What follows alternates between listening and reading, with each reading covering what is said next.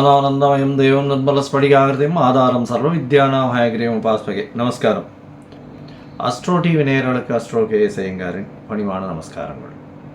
வார பலன் 1/7/2024 7/7/2024 வரை உண்டான வாரத்திற்கு என்னென்ன பலன்னு பார்க்கலாம். இந்த வாரத்தில் முதல்ல இந்த வாரத்தினுடைய கோல்சாரம் என்ன, அதற்கு பிறகு இந்த வாரத்தில் வரக்கூடிய விசேஷ நாட்கள் என்ன, இந்த வாரத்தில் எந்தெந்த ராசிக்காரர்களுக்கு சந்திராஷ்டமம் அப்படின்றத பார்க்கலாம். இந்த வாரத்தில் கோல்சாரம்னு சொன்னால் காலபுருஷ தத்துவத்தின் முதல் ராசியான மேஷத்தில் செவ்வாய் ஆட்சி பெற்று இருக்கிறதும், ரிஷபத்தில் குரு பகவான், மிதுனத்தில் சூரியன் சுக்கிரன், கடகத்தில் புதன், கன்னியில் கேது, சனி கும்பத்தில், மீனத்தில் ராகு. இது இந்த வாரத்தினுடைய கோல்சாரம். இந்த வாரத்தில் அதிவேகமாக செல்லக்கூடிய கிரகமான சந்திர பகவான் இந்த வாரத்தில் பார்த்தோம்னா அஸ்வினி நட்சத்திரம், அதாவது மேஷ ராசியில் ஆரம்பிக்கிறார். கடக ராசி பூச நட்சத்திரம் வரலாம் போகிறார். 4 ராசி போகிறார். இந்த வாரத்தில் வரக்கூடிய விசேஷ நாட்கள் அப்படின்னு சொல்லக்கூடியது அப்படின்னா, ஏகாதசி வருது. 2ஆம் தேதி அன்றைக்கி 2/7/2024 அன்றைக்கி ஏகாதசி. வைணவர்களுக்கு ஒரு மிகப்பெரிய ஏற்றமான நாள். அதை தவிர கூர்ம ஜெயந்தி அப்படின்னு சொல்லுவாள். கூர்மாவதாரத்தை போற்றக்கூடிய நாளாக சொல்லக்கூடியது. அதற்கு அடுத்த நாள் ஏகாதசி சொல்ப நாடி தான் இருக்குது. அதுக்கப்புறம் துவாதசி வருது. இருந்தாலும் அடுத்த நாள் சாயந்தரம் பார்த்தோன்னா திரையோதசி, அதாவது பிரதோஷ காலம் வருது. சிவபெருமானுக்கு ஏற்றது பிரதோஷ விரதம் இருந்து சாயந்தரம் அந்த பிரதோஷத்தினுடைய தீபாராதனையை பார்த்துட்டு, நந்தி தேவன் முன்னாடி இருந்து அங்கே தீபாராதனையை பார்த்துட்டு அதற்கு பிறகு பிரதோஷ விரதத்தை முடித்து சாப்பிட்றது அப்படின்றது ரொம்ப விசேஷம். இதன் மூலியமாக நீங்கள் எண்ணிய காரியங்கள் நிச்சயமாக வெற்றி பெறும். எது இருந்தாலும் அதில் வெற்றி கிடைக்கக்கூடிய வாய்ப்புகள் நிச்சயமாக உண்டு. சிவ வழிபாட்டில் மிகப்பெரிய ஏற்றமான விசேஷமான ஒரு விஷயம்ன்றது இது பிரதோஷம். அதற்கு அடுத்து பார்த்தோம்னா அமாவாசை வருது. அதுக்கு அடுத்த நாள் அதாவது 5ஆம் தேதி அன்னைக்கு பார்த்தோம்னா அமாவாசை. அதற்கு பிறகு ஆஷாட பிரதமை அப்படின்னு சொல்லக்கூடிய 6ஆம் தேதி அன்னைக்கு ஆஷாட பிரதமை. இந்த வாரத்தில் 4ஆம் தேதி அன்னைக்கு அவமாகம் அப்படின்னு போட்டிருக்கும். அவமாகம் அப்படின்னா 3 திதியோ நட்சத்திரமோ யோகமோ ஒரே நாளில் வர்றது அவமாகம்.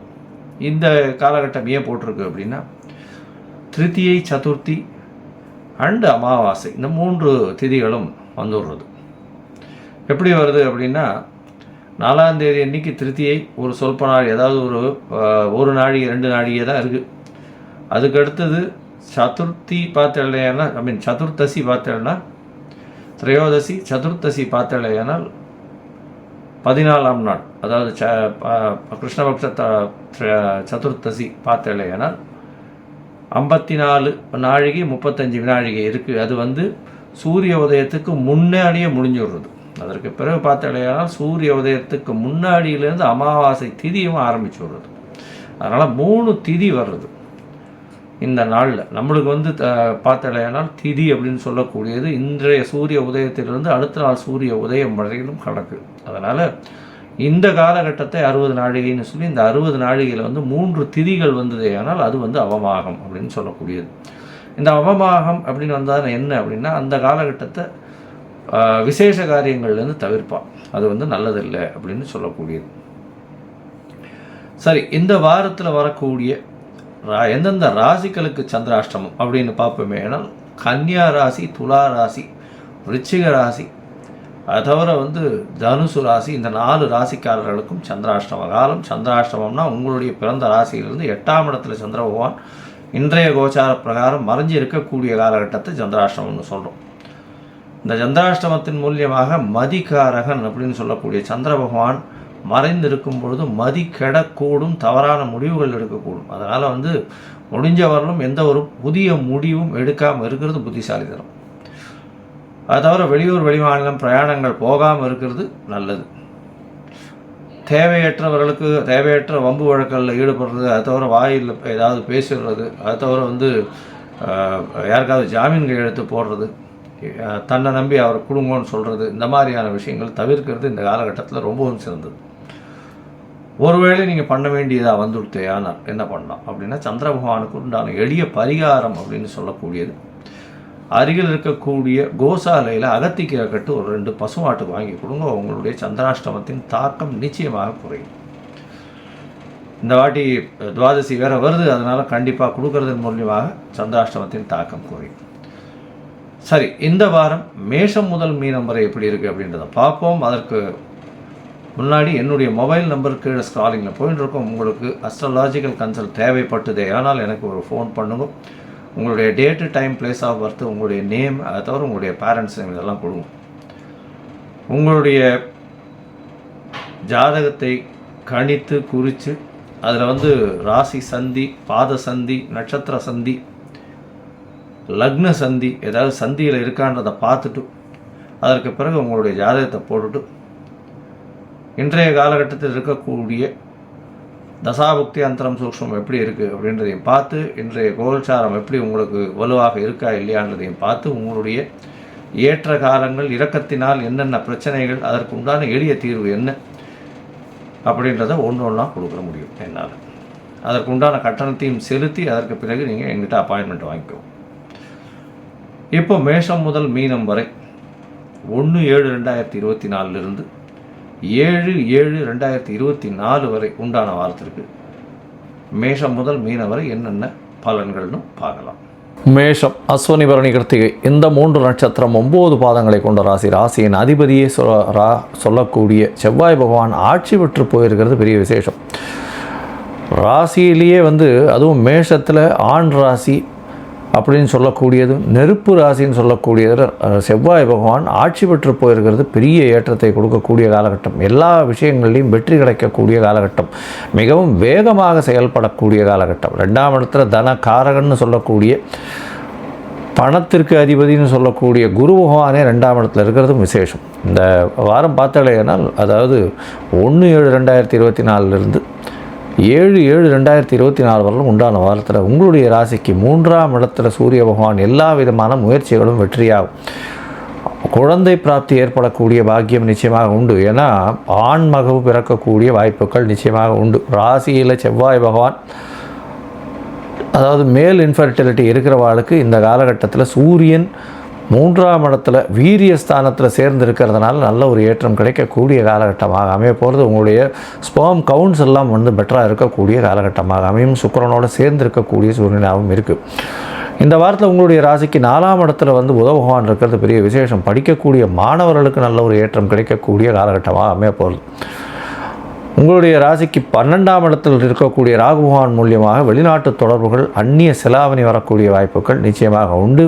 இம்போர்ட் எக்ஸ்போர்ட் பிஸ்னஸில் பெரிய ஏற்றம் கிடைக்கக்கூடிய வாய்ப்புகள் உண்டு. புதிய வேலை கிடைக்கும். 6ஆம் இடத்துல கேது பகவான் இருக்கிறதுனால புதிய வேலை கிடைக்கும். வேலையில் ஒரு ஏற்றம் கிடைக்கும். வேலையில் ப்ரமோஷன் கிடைக்கக்கூடிய வாய்ப்பு உண்டு. ப்ரமோஷன் மூலியமாக அதீதமாக பணம் வரக்கூடிய வாய்ப்புகள் உண்டு. இப்போது 11ஆம் இடத்தில் வக்கரகதியில் இருக்கக்கூடிய சனி பகவான் நல்ல ஒரு ஏற்றத்தை கொடுக்கக்கூடிய காலகட்டம். 11ஆம் இடத்துல பார்த்தீங்கன்னா சனி பகவான் வேறு உங்களுடைய ராசிக்கு 10-11க்கு உண்டானவர், கர்ம காரகன், லாபஸ்தான அதிபதினு சொல்லக்கூடியவர். அவர் 11ஆம் இடத்துல இருக்கிறது பெரிய விசேஷம். இதன் மூலியமாக எந்த இடத்திலும் தொழில் செய்யக்கூடியவர்களுக்கு பணம் வரக்கூடிய வாய்ப்புகள் நிச்சயமாக உண்டு. இந்த வாரம் பார்த்தீங்கன்னா அதிவேகமாக செல்லக்கூடிய கிரகமான சந்திர பகவான் உங்களுடைய ராசியிலே ஆரம்பிக்கிறார். இந்த வாரத்தை 1ஆம் தேதியிலிருந்து 2ஆம் தேதி அதாவது மதியம் ஒரு 12:30 மணி வரலும் இருக்கக்கூடிய காலகட்டம். மதியம் 12:30 மணி வரலும் செவ்வாயோடு சேர்ந்து இருக்கக்கூடிய காலகட்டம்ன்றதுனால செவ்வாயும் சந்திரனும் சேர்ந்து சந்திர மங்கள யோகம் அமையிறது பெரிய விசேஷமான யோகம். இதன் மூலியமாக புதிய வீடு மனை வாங்கக்கூடிய பாக்கியம் உண்டு. மருத்துவ உபகரணங்கள் வைக்கிறது, மருத்துவ தொழில் பண்ணுறவாளுக்கெல்லாம் பெரிய ஏற்றம் கிடைக்கக்கூடிய காலகட்டமாக இந்த வாரம் அமைய போகிறது. அது தவிர 4ஆம் அதிபதினு சொல்லக்கூடிய ஒரு கேந்திராதிபதி தன்னுடைய செவ்வாயினுடைய வீட்டிலே இருக்கிறது பெரிய விசேஷத்தை கொடுக்கக்கூடிய காலகட்டமாக அமைய போகிறது. தாயின் உடல்நிலையில் நல்ல ஒரு ஏற்றம் இருக்கக்கூடிய காலகட்டமாக அமையும். உங்களுடைய உடல்நிலையில் கொஞ்சம் சளி பிடிக்கிறது, அந்த மாதிரியான உடல் இதில் தண்ணி உடம்புல ஏற்றுக்கிறதெல்லாம் கொஞ்சம் அதிகமாக இருக்கக்கூடிய காலகட்டமாக இருக்கும். ஏன்னா நீர் கிரகமான சந்திர பகவான் அவர் செவ்வாயான மிகவும் சூடான கிரகத்தோடு சேரக்கூடியதுனால நீர் சம்பந்தமான பிரச்சனைகள் வரக்கூடிய வாய்ப்புகள் உண்டு. உங்களுடைய ராசிக்கு 2ஆம் இடத்துக்கு சந்திர பகவான் போகிறார். அதாவது 2ஆம் தேதி மத்தியானம் ஒரு 12:30 4ஆம் தேதி மாலை ஒரு 5:30 மணி வரலும் இருக்கக்கூடிய காலகட்டத்தில் குரு சந்திர யோகம், குரு மங்கள, அதாவது குரு சந்திர யோகம் அப்படின்னு சொல்லக்கூடிய கஜகேசரி யோகம் அமையிறது. இதன் மூலியமாக பார்த்தோம்னா குடும்பத்தில் நல்ல ஒரு சந்தோஷம் கிடைக்கக்கூடிய காலகட்டமாக இருக்கும். கணவன் மனைவிக்குள்ள நல்ல ஒரு ஏற்றம் கிடைக்கக்கூடிய காலகட்டமாக அமைய போகிறது. அதை தவிர பார்த்தலைன்னா தாயினுடைய உடல்நிலையில் நல்ல ஒரு ஏற்றம் இருக்கும், சீரான ஒரு ஏற்றம் இருக்கக்கூடிய காலகட்டமாக அமைய போகிறது. படிக்கக்கூடிய மாணவர்களுக்கு பெரிய வெற்றி காத்து கொண்டு இருக்கக்கூடியதாக இருக்கும். உங்களுடைய ராசிக்கு 3ஆம் இடத்துல சந்திர பகவான் போகிறார். சூரியன், சந்திரன், சுக்கிரன் 3 கிரகங்கள் சேர்ந்திருக்கக்கூடிய காலகட்டம் அமாவாசை யோகம்னு சொல்லக்கூடியது. தாய் தந்தையர்களுக்கு பித்ருக்களுக்கு செய்ய வேண்டிய கர்மாக்கள், பித்ருக்கள் இல்லாதவர்கள் பித்ருக்களுக்கு செய்ய வேண்டிய கர்மாக்களை செய்ய வேண்டிய காலகட்டம் அமாவாசையும் வருது. சூரியன், சந்திரன், அதை தவிர சுக்கிரன் 3 கிரகங்கள் இருக்குது. சந்திரனும் புதனும் பரிவர்த்தனை யோகம் பெறான் 3ஆம் இடத்துல. அதனால் இடத்துல அவள் ஆட்சி பெற்றதற்கு சமமாக கருதப்படுகிறார்கள். இதன் மூலியமாக 3ஆம் அதிபதி 3ஆம் இடத்தில் ஆட்சி, 4ஆம் அதிபதி 4ஆம் இடத்தில் ஆட்சி, எல்லா முயற்சிகளும் வெற்றி பெறும். புதுசாக வெளிநாடு போகணும், வெளியூர் போகணும் முயற்சி பண்ணிட்டு இருக்கக்கூடிய ஸ்டூடெண்ட்ஸுக்கெல்லாம் பெரிய ஏற்றம் கிடைக்கக்கூடிய காலகட்டம். படிக்கக்கூடிய மாணவர்கள் எல்லா விஷயத்திலையும் வெற்றி பெறக்கூடிய வாய்ப்புகள் நிச்சயமாக உண்டு. போட்டித் தேர்வு எல்லாத்திலையும் நல்லபடியாக பண்ணக்கூடிய வாய்ப்புகள் உண்டு. உங்களுடைய ராசிக்கு 4ஆம் இடத்துல சந்திர பகவான் போகிறார். 4ஆம் இடத்துல 6ஆம் தேதியிலிருந்து 9ஆம் தேதி, 6ஆம் தேதி ராத்திரி 11 மணி 11:30 மணியிலிருந்து 9ஆம் தேதி காத்தால் ஒரு 9-9:30 மணி வரலாம், 9-9:30 மணி வரலாம் இருக்கார். இந்த காலகட்டத்தில் 4ஆம் இடத்தில் சந்திர பகவான் ஆட்சி பெற்ற சந்திர பகவானாக இருக்கார். சதுர்த்த கேந்திரத்தில் சந்திர பகவான் ராசிநாதனுடைய பார்வையில், அதாவது செவ்வாயினுடைய பார்வையில் இருக்கிறது பெரிய விசேஷம். செவ்வாயினுடைய பார்வையில் புதனும் சந்திரனும் 4ஆம் இடத்தில் இருக்கிறதன் மூலியமாக படிக்கக்கூடிய மாணவர்களுக்கு திடீர் பெரிய ஏற்றம் கிடைக்கக்கூடிய காலகட்டமாக இருக்கும். தாயின் உடல்நிலையில் சற்று பின்னடைவு ஏற்படக்கூடிய வாய்ப்புகள் உண்டு.